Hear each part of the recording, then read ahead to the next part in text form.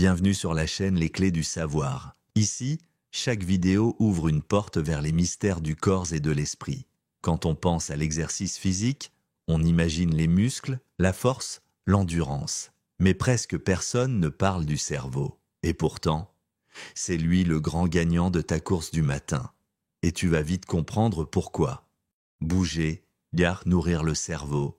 Commençons par le plus simple.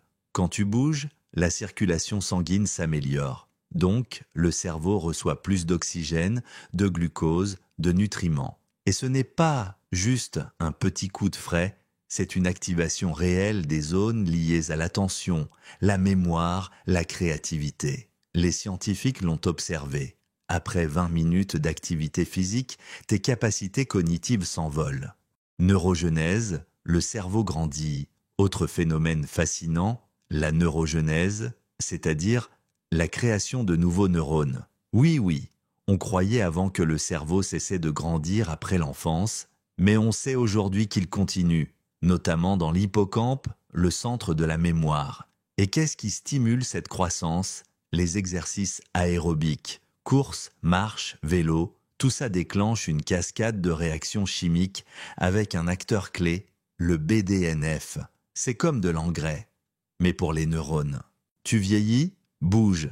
Avec l'âge, le mouvement devient une défense naturelle du cerveau. Les études sont claires, les personnes actives ont moins de risques de démence ou d'Alzheimer, mais il faut que ce soit régulier. Et même 30 minutes par jour suffisent à ralentir le vieillissement cérébral, comme si tu installais un antivirus contre le temps.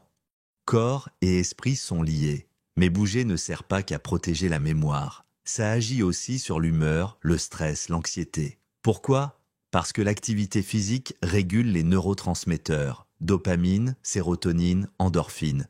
Tu te sens plus heureux, et ce n'est pas une illusion. Certains psychiatres prescrivent même des promenades comme traitement complémentaire. Le cerveau marche au rythme du corps. Même la pensée complexe a besoin du corps. Tu as déjà remarqué que tu réfléchis mieux en marchant? Ce n'est pas un hasard. Le mouvement active le cortex préfrontal, la zone de la prise de décision, de la logique, des idées abstraites.